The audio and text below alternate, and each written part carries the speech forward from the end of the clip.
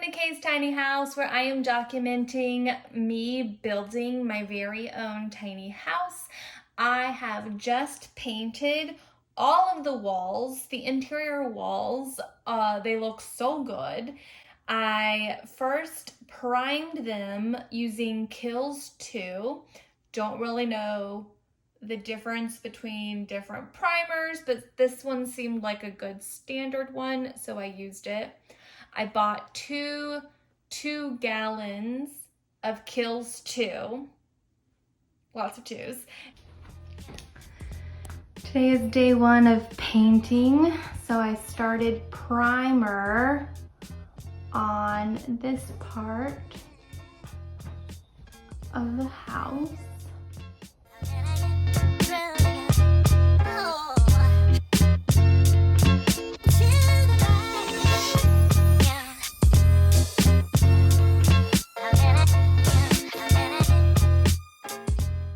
And I ended up only using like one bucket and some change. And I got like an extender pole, a good roller, but I think just how I was putting weight on the roller when it was on the extension pole, it kept flying off. Like it kept coming off of the roller. It was very annoying. And so what I did was, for 4 days, consecutive days after work, I would spend an hour and a half priming a section of the house.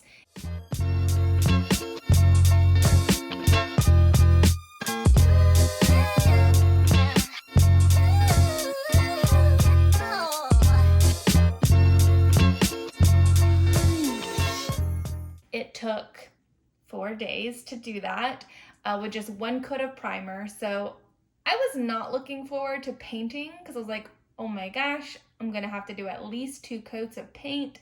That's gonna take forever. Luckily, I have really amazing friends. So my friends Becky and Scott and Nicholas helped out with painting. I scheduled two-hour sessions. It was like in the morning we can do the first coat, and then in the afternoon we can do the second coat. So Scott and Becky came in the morning. They had actually never seen the house in person, so it was fun to give them a little tour. And then we each took a section. So I did upstairs, the gooseneck, the ceiling and the walls. Becky did the first floor, all of the walls, and then Scott, who's tall, he did all of the ceiling and the higher part of the walls. So it was a good team effort, and we managed to get the first coat done in under 2 hours. I was very impressed. I chose Bare Premium paint. I chose a natural white.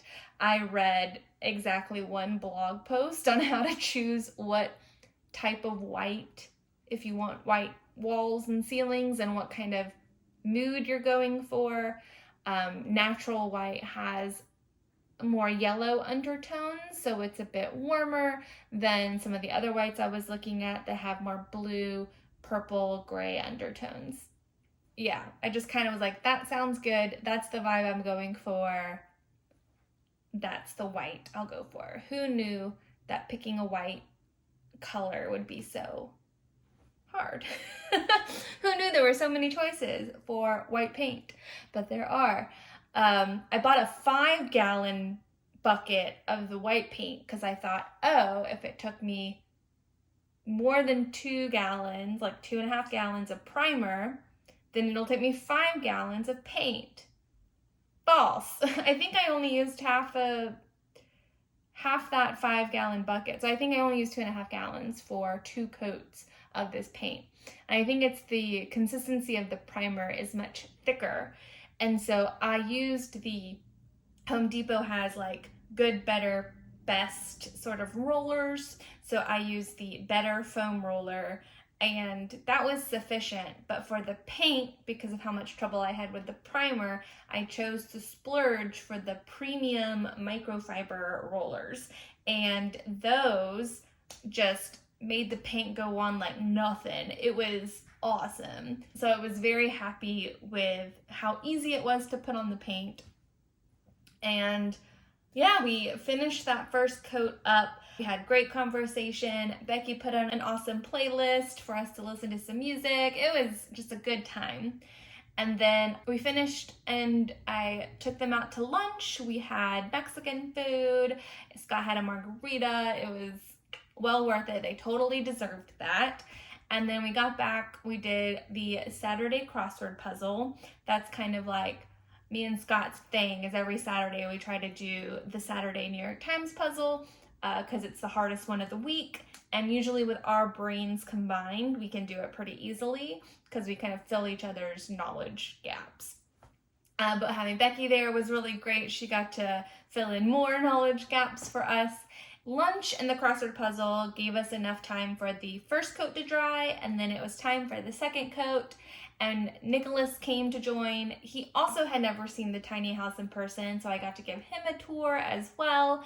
And I called Nicholas my closer because he made the second coat go on even faster. It was lovely.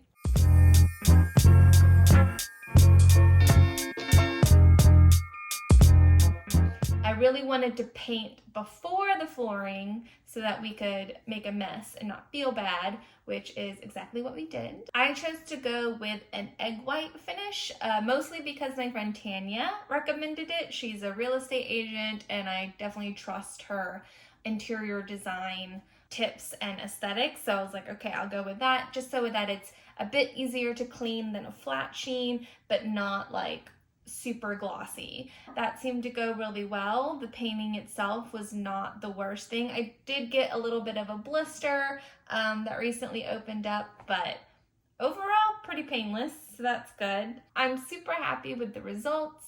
I think it looks great. I'm not mad at the seams. I will have to go in and do a few touch-ups. So some of the caulking, especially in between the wall and the ceiling, those were bigger gaps, so the caulking shrinks. So when you painted it, the paint would get stuck there and then drip off the edge onto the wall. So I'll need to like sand that out and like refill those areas with more caulking, and then I can touch up more paint on top of that. But that is, again, fairly painless, so I'm not mad about that.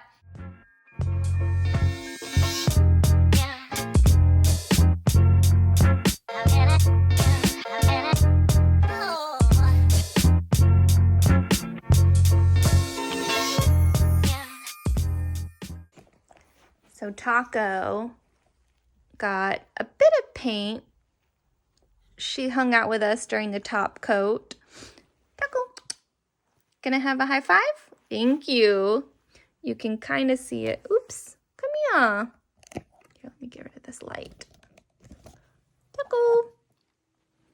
You can see it on her toenails a bit, so she was walking around in it, but she kept us company, so that was very nice. Thank you, Taco.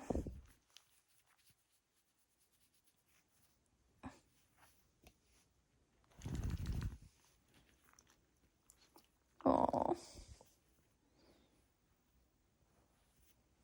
I'm super appreciative of my friends. This would not have gotten done. I would not be posting this video today if it were not for them, so thank you. And yeah, I think we're one step closer.